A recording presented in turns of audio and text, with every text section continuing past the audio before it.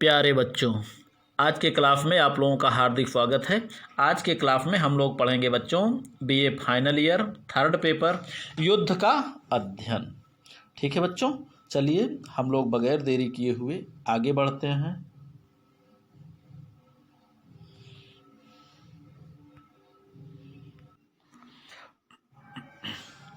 हम लोग पढ़ेंगे बच्चों वही अपना पिछले चैप्टर शीत युद्ध अवधारणा एवं विकास का भाग 2। ठीक है बच्चों, भाग 2। और इसमें भी हम लोग जो पढ़ेंगे वो है शीत युद्ध का कारण एवं विकास। ठीक है, चलिए आगे बढ़ते हैं। हम लोग शुरुआत करते हैं इसको हम कुछ पॉइंटों के अंतर्गत इसका हम अध्ययन करेंगे। देखिए, इसमें जो भी पॉइंट हैं इस प्रकार हैं। पहला नंबर है दोनों गुटों में सैद्धांतिक मतभेद। ठीक है, अब देखा जाए तो द्वितीय विश्व युद्ध के पहले से ही दोनों गुटों में सैद्धांतिक मतभेद था। वो भी कौन सा मतभेद? एक राष्ट्र पूंजीवादी, एक राष्ट्र साम्यवादी। ठीक है बच्चों, कहने का मतलब अमेरिका जो था, ये अमेरिका और इसका गुट वो है पूंजीवादी गुट, और सोवियत संघ और या रूस या उसका गुट है साम्यवादी गुट। ठीक है, और इसमें जो है ये विरोध की भावना पैदा कहाँ से हुई, इसको भी हम देख लेते हैं। 1917 की बोल्शेविक क्रांति जिसे लेनिन ने प्रारंभ की थी, जिस क्रांति के बाद सोवियत संघ में साम्यवादी सरकार की स्थापना हुई थी, इसे जो है अमेरिका ने हर प्रकार से असफल बनाने का प्रयास किया था। अर्थात अमेरिका चाहता था कि सोवियत संघ साम्यवादी राष्ट्र ना बने, क्योंकि इसे मालूम था कि अगर सोवियत संघ साम्यवादी राष्ट्र हुआ तो क्योंकि एक बड़ी शक्ति होने के कारण ये साम्यवादी गुट का एक नेता बन जाएगा और अगुवा बन जाएगा। हालांकि ये रोक तो नहीं पाया, क्रांति को असफल तो नहीं बना पाया, लेकिन मतभेद जो है पैदा हो गया। वो मतभेद की वजह क्या थी? पूंजीवादी और साम्यवादी होना। ठीक है बच्चों, और सोवियत संघ ने भी क्या किया? ये भी पूंजीवाद के उन्मूलन के लिए, यानी पूंजीवाद के विनाश के लिए विश्व क्रांति का समर्थन किया था। ठीक है बच्चों, कहने का मतलब जो भी पूंजीवाद का उन्मूलन होना था वो क्रांति के द्वारा ही होना था। क्योंकि देखा जाए तो चीन की क्रांति के बाद चीन में साम्यवादी शासन की स्थापना हुई थी। ठीक है, 1949 में, और उसी प्रकार 1917 में बोल्शेविक क्रांति के द्वारा लेनिन ने सोवियत संघ में साम्यवादी सरकार की स्थापना की थी। कहने का मतलब ये जो सैद्धांतिक मतभेद था, भले ही दोनों राष्ट्र जर्मनी से डरकर एक दूसरे के साथ जो है ये युद्ध किए थे, यानी एक दूसरे के साथ कंधे से कंधा मिलाकर जर्मनी के विरुद्ध लड़ाई किए थे, लेकिन इनकी मजबूरी थी। लेकिन सैद्धांतिक मतभेद दोनों के बीच से गायब नहीं हुआ था। ये भी शीत युद्ध के बढ़ने का या विकास का एक कारण था। ठीक है बच्चों, अगला जो पॉइंट है वो है द्वितीय मोर्चे का प्रश्न। अब देखिए, द्वितीय मोर्चे में क्या हाल है।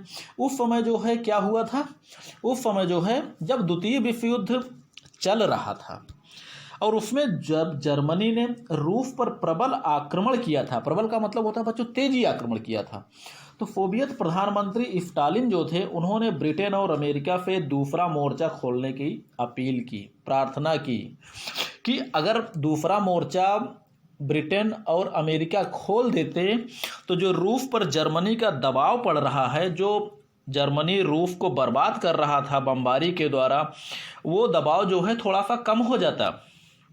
ठीक है, इसीलिए सोवियत प्रधानमंत्री स्टालिन ने दूसरा मोर्चा खोलने के लिए ब्रिटेन और अमेरिका से प्रार्थना की थी। लेकिन दूसरा मोर्चा खोलने के लिए तुरंत की बात छोड़िए, अमेरिकी राष्ट्रपति जो रूजवेल्ट और ब्रिटिश प्रधानमंत्री जो चर्चिल थे, इन्होंने दूसरा मोर्चा खोलने में जानबूझकर देरी की। कहने का मतलब रूस पर दबाव जो पड़ रहा था उस दबाव को कम करने के लिए रूसी प्रधानमंत्री स्टालिन ने दूसरा मोर्चा खोलने के लिए कहा। लेकिन दूसरा मोर्चा खोलने में अमेरिका और उसके पिछलग्गू ब्रिटेन ने जानबूझकर देरी की। जब जानबूझकर देरी की तो सोवियत संघ या रूस को इस बात का शक हो गया कि कि ये ब्रिटेन और अमेरिका जो है ये देरी इसलिए कर रहे हैं ताकि जर्मनी जो है रूस को बर्बाद कर दे। तो इसके अंदर ये भ्रम पैदा हो गया कि अमेरिका और ब्रिटेन जो है ये रूस को बर्बाद हुए देखना चाहते हैं। और ये भी वजह थी, ये फक जो है, ठीक है, ये फक जो है एक प्रकार से देखा जाए तो लगभग यकीन ये सही भी था कि ब्रिटिश प्रधानमंत्री चर्चिल और रूजवेल्ट ने, अमेरिकी राष्ट्रपति रूजवेल्ट ने जानबूझकर देरी की थी, ठीक है। क्योंकि अगर द्वितीय विश्व युद्ध में सबसे ज़्यादा अगर नुकसान हुआ था बच्चों तो वो हुआ था सोवियत संघ को। एक चीज़ आपको हम बता देते हैं, द्वितीय विश्व युद्ध में अगर सबसे ज़्यादा नुकसान हुआ था तो वो जो है सोवियत संघ था। और सबसे ज़्यादा लाभ अगर इसमें कमाया, यानी सबसे ज़्यादा इस युद्ध में अगर मलाई खाया तो वो है अमेरिका ने। सबसे कम नुकसान इसी का हुआ भी था, ठीक है बच्चों। कहने का मतलब सोवियत संघ का यह शक कि अमेरिका और ब्रिटेन रूस को बर्बाद हुए देखना चाहते हैं, ये भी शीत युद्ध का एक प्रमुख कारण था, शीत युद्ध के बढ़ने का एक प्रमुख कारण था, ठीक है बच्चों। चलिए आगे बढ़ते हैं। अब देखिए अमेरिका द्वारा, अगला पॉइंट है अमेरिका द्वारा परमाणु बम के रहस्य को गुप्त रखना। आप सबको मालूम है अमेरिका ने 1945 में परमाणु बम का निर्माण कर लिया था और 6 अगस्त और 9 अगस्त 1945 को जापानी नगरों पर इनका प्रयोग भी इसने कर दिया था, हिरोशिमा और नागासाकी पर, ठीक है। अब देखिए ये परमाणु बम जब बना रहा था तो अपने प्रिय मित्र ब्रिटेन, फ्रांस, इन सबको तो जानकारी दे रखा था कि हाँ हम परमाणु बम पे रिसर्च कर रहे हैं, ये हमारा बम, यहाँ तक कि चर्चिल इनके साथ बराबर इनके पीछे पीछे लगा रहा, लेकिन इसके निर्माण के बारे में इन्होंने सोवियत संघ या रूस को कुछ नहीं बताया। अब कहने का मतलब एक साथ अगर एक जर्मनी के विरुद्ध अगर दो राष्ट्र अगर लड़ रहे हैं एक साथ कंधे से कंधा मिलाकर, और उसको आप कोई नया कार्य कर रहे हैं अगर ना बताएं तो उसको लगेगा ना कि हमारे साथ विश्वासघात किया जा रहा है। तो यही घटना जो है अमेरिका के प्रति रूस के व्यक्तियों के मन में, रूस के नेताओं के मन में, रूस के प्रधानमंत्री स्टालिन के मन में अमेरिका के प्रति अविश्वास पैदा कर दिया। ये भी शीत युद्ध का एक कारण बना। जिसे कहते हैं ना, अगर आप परमाणु बम बना रहे थे तो हमको क्यों नहीं बताया, हम भी तो आपके साथ युद्ध कर रहे थे, ठीक है बच्चों, यही चीज है। चलिए अगला है चर्चिल का फुलटन भाषण 1946। अब बच्चों फुलटन भाषण ये क्या है? अब देखिए इसमें जो है क्या था कि अमेरिकी राष्ट्रपति रूजवेल्ट ने चर्चिल को फुलटन नामक स्थान पर एक कॉलेज में, ठीक है, बतौर गेस्ट, जिसको बोलते हैं ना चीफ गेस्ट के रूप में बुलाया, ठीक है। चर्चिल को बुलाया था और चर्चिल ने क्या किया था, उस स्थान पर जाकर अपने भाषण में कहा था कि साम्यवादी खतरा, यानी रूसी खतरा, ये साम्राज्यवादी खतरे से भी बड़ा खतरा है, इसे रोकने का प्रयास किया जाना चाहिए। अर्थात साम्यवाद को रोकने के लिए साम्यवाद का भरपूर विरोध किया जाना चाहिए। अब आप बताइए, आप किसी का विरोध करेंगे तो क्या वो चुपचाप बैठेगा? ठीक है, इतना ही नहीं कहा इन्होंने और भी कहा, क्योंकि उस समय सोवियत संघ ने क्या किया था, पूर्वी यूरोप में राजनीतिक और सैनिक प्रसार को विश्व के लिए बंद कर दिया था, क्योंकि पूर्वी जो यूरोप था इस पर सोवियत संघ का अधिकार था। लगभग सोवियत गुट में शामिल थे, जो कि सोवियत राष्ट्रों का संघ जिसे कहा जाता है। तो इसे अन्य राष्ट्रों के लिए ये बंद कर दिया था कि इधर कोई भी सैनिक प्रसार ना होने पाए। और इसे जो है चर्चिल ने क्या कहा, लौह आवरण की संज्ञा दी। लौह आवरण, या बच्चों इसी को कहा जाता है लौह पट, लौह आवरण या लौह पट की संज्ञा दी। अब देखिए, जब किसी का विरोध आप कहीं करेंगे तो क्या वो शांति से बैठेगा? तो ये कारण भी, जो फुलटन नामक स्थान पर कॉलेज में जो ये भाषण दिए थे चर्चिल, ब्रिटिश प्रधानमंत्री, ये भी जो है शीत युद्ध को बढ़ने का एक कारण था। अगला है बच्चों ट्रूमैन सिद्धांत। अमेरिकन राष्ट्रपति ट्रूमैन का ये सिद्धांत था 1947 के समय। अब ट्रूमैन सिद्धांत में क्या किया गया था, इस सिद्धांत के तहत सोवियत संघ की साम्यवादी और साम्राज्यवादी प्रसार को रोकने का कार्य किया गया। और इसके लिए अमेरिका ने रुख क्या अपनाया, पहला नंबर आर्थिक सहायता की नीति। ठीक है, कहने का मतलब आर्थिक सहायता देकर अपने गुट में शामिल करना, ताकि वो साम्यवादी राष्ट्र सोवियत संघ के पल्ले में न जाने पाए और अन्य प्रकार की नीतियों का भी प्रयोग किया। कहने का मतलब एन केन प्रकारेण, जिस प्रकार से वे साम्यवाद के प्रसार को रोक सकते थे हर प्रकार से इन्होंने ट्रूमैन सिद्धांत के अंतर्गत कार्य किया। ठीक है बच्चों, चलिए आगे बढ़ते हैं हम लोग। अगला है मार्शल योजना। अब देखिए मार्शल योजना के तहत क्या किया गया। इस योजना के तहत 1947 में जो द्वितीय विश्व युद्ध जो चला था, यूरोप में जो विनाश हुआ था, तो यूरोपीय राष्ट्रों के लिए सहायता, यूरोपीय राष्ट्रों के पुनर्निर्माण के लिए जिन राष्ट्रों का जो विनाश हुआ था, जो ध्वस्त हो चुके थे, ठीक है, उसके पुनर्निर्माण के लिए 1,20,00,000 डॉलर की सहायता योजना अमेरिका द्वारा की गई थी। ठीक है बच्चों, यूरोपीय जिन राष्ट्रों को नुकसान हुआ था, अमेरिका ने 1,20,00,000 डॉलर उनको सहायता के लिए दिया कि आप अपना आप निर्माण कर लीजिए। और इस कार्य को सोवियत संघ ने क्या माना, यूरोपीय राज्यों पर अपना प्रभुत्व जमाने की अमेरिका की चाल मान लिया। ठीक है बच्चों, कहने का मतलब ये है कि अमेरिका ने उनको मदद के लिए पैसे दिया, तो सोवियत संघ को क्या लगा कि ये इन राज्यों पर अपना प्रभाव जमाना चाहते हैं, अर्थात इनको अपने गुट में शामिल करना चाहते हैं, ये पैसा दे दे के अपने पक्ष में मिलाना चाहते हैं। ठीक है, ऐसा जो है सोवियत संघ ने मान लिया, जिसके कारण और बढ़ गया क्या, शीत युद्ध। चलिए आगे बढ़ते हैं बच्चों। नाटो की योजना, नाटो और वार्सा पैक्ट। वैसे देखा जाए बच्चों तो सोवियत संघ जो है ये पहले से ही एक बड़ा राष्ट्र है। ठीक है, और 1949 में स्थापना क्यों की है नाटो की। बच्चों आपको मालूम होगा कि 1945 में अमेरिका ने परमाणु बम का निर्माण किया था, और 1900 जिसे कि सोवियत संघ को नहीं बताया, लेकिन जो है 1949 में, ठीक है, 1949 में रूस ने भी या सोवियत संघ ने भी परमाणु बम का निर्माण कर लिया। जब परमाणु बम का निर्माण कर लिया तो अमेरिका को लगा कि अब ये तो हमारे बराबर हो गया, और सोवियत संघ चूंकि बड़ा कंट्री था, अमेरिका से कई गुना बड़ा था, तो उसको लगा कि हम अकेले जो है इसके सामने कमज़ोर पड़ेंगे। तो इसने क्या किया कि एक नाटो गुट बना लिया। ठीक है, NATO। ठीक है बच्चों, इसको क्या बोलेंगे, नॉर्थ अटलांटिक ट्रीटी ऑर्गेनाइजेशन। ठीक है, हिंदी में बोलेंगे उत्तरी अटलांटिक संधि संगठन। ठीक है, उत्तरी अटलांटिक संधि संगठन या नॉर्थ अटलांटिक ट्रीटी ऑर्गेनाइजेशन।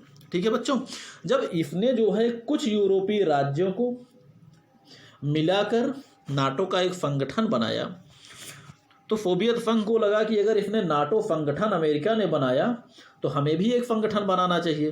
तो इसने भी जो है USSR यानी सोवियत संघ ने, इसने भी वार्सा पैक्ट नामक एक संगठन बनाया। कब, 1955 में। ठीक है, इसमें जो है कुछ पूर्वी यूरोप के राष्ट्रों को मिलाकर एक संगठन इसने बनाया था। ठीक है बच्चों, फिलहाल संगठन में सैनिक दृष्टि से, राष्ट्रों की दृष्टि से नाटो में ज़्यादा राष्ट्र शामिल थे, वार्सा पैक्ट में कम राष्ट्र थे। ठीक है बच्चों, चलिए, कहने का मतलब अमेरिका ने सोवियत संघ के विरुद्ध जो सैनिक संगठन बनाया, सैनिक संगठन के रूप में नाटो गुट तैयार किया 1949 में, और सोवियत संघ ने इसके बदले में 1955 में वार्सा पैक्ट नामक संगठन तैयार किया। जब दोनों के पास संगठन हो गया तो तनाव की स्थिति और भी बढ़ने लगी। भाई दोनों ही किसी से कम नहीं है, एक के पास राष्ट्रों की संख्या ज़्यादा है नाटो गुट में, और एक के पास एक बड़ा कंट्री है, विश्व का सबसे बड़ा कंट्री, और उसमें भी जो है उसके 7, 8, 9, 10 कंट्री भी थे पड़ोस के, यूरोप के। ठीक है बच्चों, चलिए, इसने भी जो है, यानी ये दोनों सैनिक गुटों के कारण भी जो है दोनों राष्ट्रों के बीच में शीत युद्ध और तेज हो गया। या शीत युद्ध का एक कारण है, तेजी का कारण मान लेते हैं, विकास का कारण। अगला है क्यूबा का मिसाइल संकट 1962। ठीक है, क्यूबा में बच्चों क्रांति हुई थी। ठीक है, क्रांति आप लोग जो है अगर पढ़ेंगे युद्ध के अध्ययन में तो आप लोगों को आप लोगों को हम बता रहे हैं, जो आपका फर्स्ट पेपर है स्ट्रैटेजिक विचारक, उसमें एक चैप्टर है चे गुएवारा, अंतिम में है चे, ठीक है, चे गुएवारा। ये एक जो है मानवतावादी गुरिल्ला नायक थे, ठीक है। और इन्होंने उस समय क्यूबा की क्रांति में क्यूबन राष्ट्रपति जो थे उस समय फिदेल कास्त्रो, इनके साथ मिलकर महत्वपूर्ण भूमिका इसने निभाई थी। जबकि चे गुएवारा जो है इसका जन्म हुआ था अर्जेंटीना में, लेकिन ये उन सभी राष्ट्रों के लिए बना था जो कि शोषण के शिकार हो रहे थे। इसलिए अर्जेंटीना से हटकर इसने जो है क्यूबन क्रांति में अपना संपूर्ण सहयोग दिया था। बच्चों, चे गुएवारा के बारे में एक चीज़ और बता देते हैं, तो इसके अंतर्गत वो मानवता थी जो कि आपको कभी गुरिल्ला नेता में नहीं मिलेगा, किसी सेनाध्यक्ष में आपको नहीं मिलेगा। ये जो है जब तक युद्ध लड़ता था, युद्ध जब समाप्त हो जाता था, विजय पराजय बच्चों दूसरी चीज़ है, विजय मिली या पराजय मिली मान के चलिए, तो युद्ध में जो घायल सैनिक होते थे, चाहे अपने हों चाहे दुश्मन के हों, सबको इकट्ठा करता था और पेशे से डॉक्टर होने के नाते ये सबका इलाज करता था, ठीक है बच्चों। और इसका सिद्धांत ये भी था चे गुएवारा का कि युद्ध में कभी इतनी बर्बादी नहीं करनी चाहिए कि लोग भूखों मरने लगे, ठीक है। चलिए, तो क्यूबा की क्रांति में चे गुएवारा ने क्या बोलते हैं फिदेल कास्त्रो के साथ साम्यवादी सरकार की स्थापना की। अब साम्यवादी सरकार क्यूबा में और साम्यवादी सोवियत संघ, तो सीधी सी बात है कि दोनों के बीच में कुछ न कुछ प्रेम तो जरूर बढ़ेगा। और दोनों के बीच में चूंकि साम्यवाद यहाँ भी है, साम्यवादी सोवियत संघ, तो क्या हुआ था, क्योंकि क्यूबा जो है ये अमेरिकी महाद्वीप के बगल में एक छोटा सा जो है द्वीप है, ठीक है बच्चों। अब यहाँ पर क्या हुआ, 1962 में क्यूबा में सोवियत संघ ने अपनी मिसाइलों को तैनात करना चाहा। भाई दोनों ही राष्ट्र साम्यवादी, तो क्यूबा में चूंकि बगल में सभी पूंजीवादी गुट हैं, तो क्यूबा की सुरक्षा भी खतरे में पड़ सकती थी कभी। तो इसके लिए सोवियत संघ को उसने जो है कहा कि आप हमारे यहाँ अपनी मिसाइलों को लगा दीजिए, हमारी भी सुरक्षा रहेगी, आप भी अपनी सैनिक दृष्टि से आपके लिए ताकत भी बनी रहेगी। तो सोवियत संघ ने अपनी मिसाइलों को तैनात करना चाहा, जिसका अमेरिका ने विरोध किया। जब विरोध किया तब भी जो है सोवियत संघ नहीं माना, अपनी जो है क्या बोलते हैं मिसाइलों को वहां ले जाकर लगाना शुरू किया। तो अमेरिका ने इसे अपने ऊपर खतरा मानते हुए 1962 में क्या किया, क्यूबा की सामुद्रिक नाकेबंदी कर दी, चारों तरफ से बंद कर दिया, ताकि जो है सोवियत हथियार, सोवियत मिसाइलें, सोवियत प्रक्षेपास्त्र क्यूबा तक पहुंचने ही नहीं पाए। ये वो समय था बच्चों जब दोनों के बीच में परमाणु युद्ध होने की संभावना बढ़ गई थी, ठीक है। इस घटना से दोनों के बीच परमाणु युद्ध होने का खतरा तो पैदा हो गया, ठीक है। फिलहाल परमाणु खतरा तो टल गया, किसी प्रकार जो है संयुक्त राष्ट्र संघ के प्रयास से और इन जो है गुटनिरपेक्ष सदस्यों के प्रयास से ये खतरा तो टल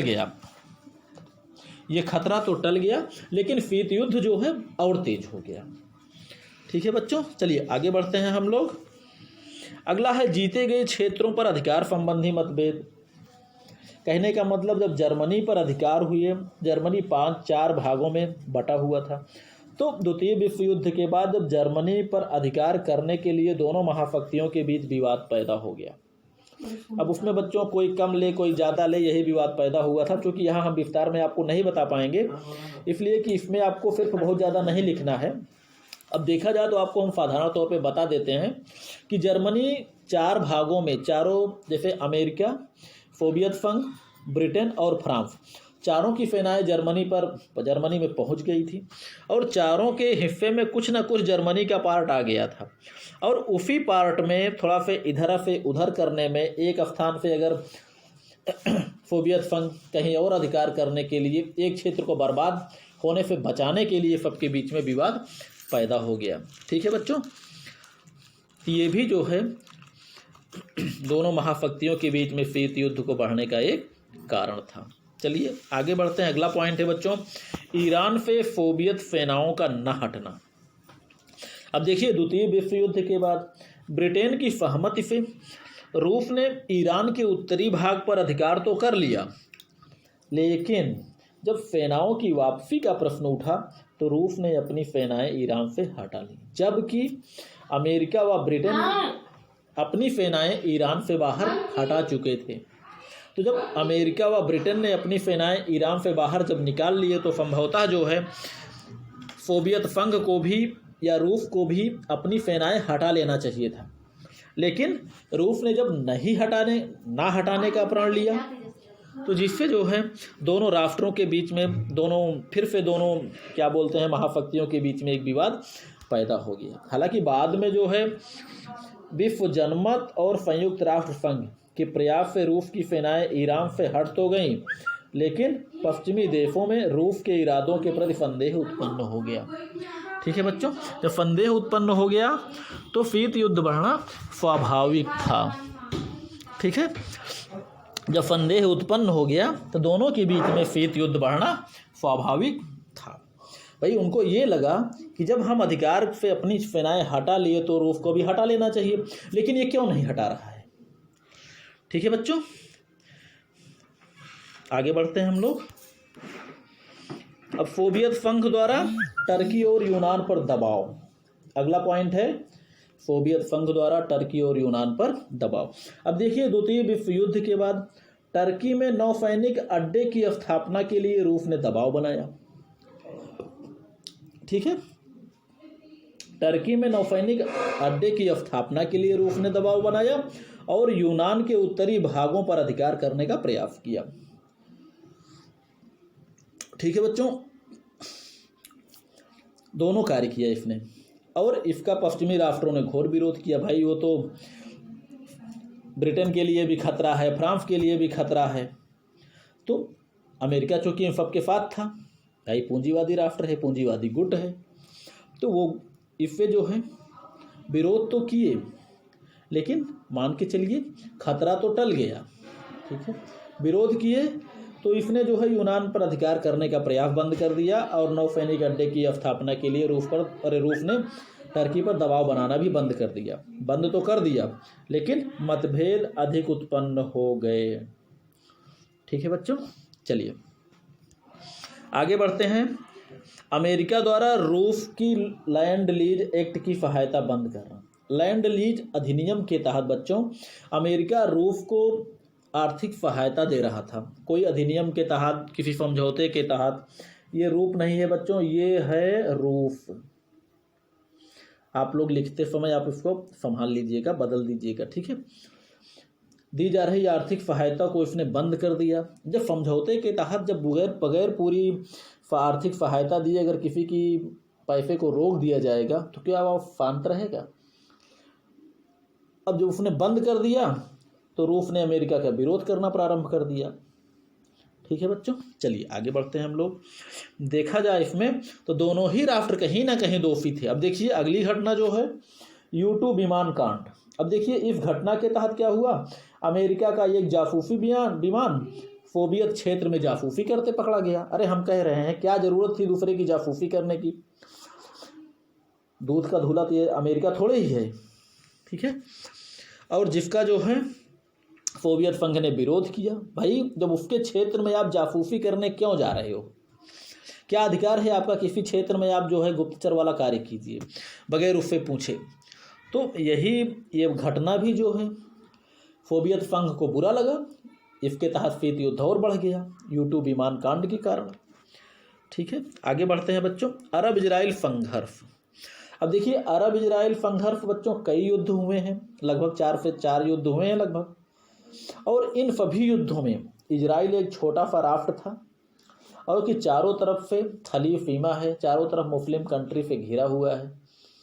और इस सभी युद्धों में जबकि उसके तरफ चौतरफा आक्रमण बराबर होता रहा, चारों तरफ से इस्लामिक कंट्रियों ने, जिसमें मिस्र, सीरिया और भी बहुत से राष्ट्र हैं प्रमुख, ठीक है, अरब के राष्ट्र हैं, तो इसमें बहुत सारे राष्ट्रों ने चारों तरफ से इसके ऊपर आक्रमण बराबर करते रहे, लेकिन ये अकेला ही सबसे मुकाबला करता रहा। हर युद्धों में इजराइल हमेशा विजयी रहा। ठीक है बच्चों, इजराइल हमेशा जो है हर युद्धों में विजयी रहा। और इस युद्धों में विजय का वजह क्या था कि इस युद्ध में इजराइल की टेक्नोलॉजी बहुत अच्छी है और इन युद्धों में इजराइल का अमेरिका ने हर समय सपोर्ट किया था। ठीक है बच्चों, अमेरिका में हर समय सपोर्ट किया था, जबकि सोवियत संघ अरब राष्ट्रों का सपोर्ट करता रहा और अरब राष्ट्रों को अपना हथियार वगैरह सब बेचता रहा। ठीक है, और इससे जो है दोनों के बीच में शीत युद्ध और गहरा हो गया, क्योंकि दोनों एक दूसरे के विरोधियों को ही मदद दे रहे थे। ठीक है बच्चों, चलिए, और इस युद्धों में सभी युद्धों में सोवियत संघ अरब राष्ट्रों का, अमेरिका ने इजराइल का समर्थन किया और इस घटना से भी शीत युद्ध को और बल मिला। ठीक है बच्चों, ये प्रमुख जो है कारण थे जो कि शीत युद्ध के विकास में सहायक सिद्ध हुए। ठीक है, चलो, हालांकि वीडियो बच्चों काफ़ी बड़ा हो गया है, अब आप लोग इसको आराम से आप लोग पढ़िएगा, मेन चीज़ें आप लोग समझ लीजिएगा। ओके बच्चों, चलो।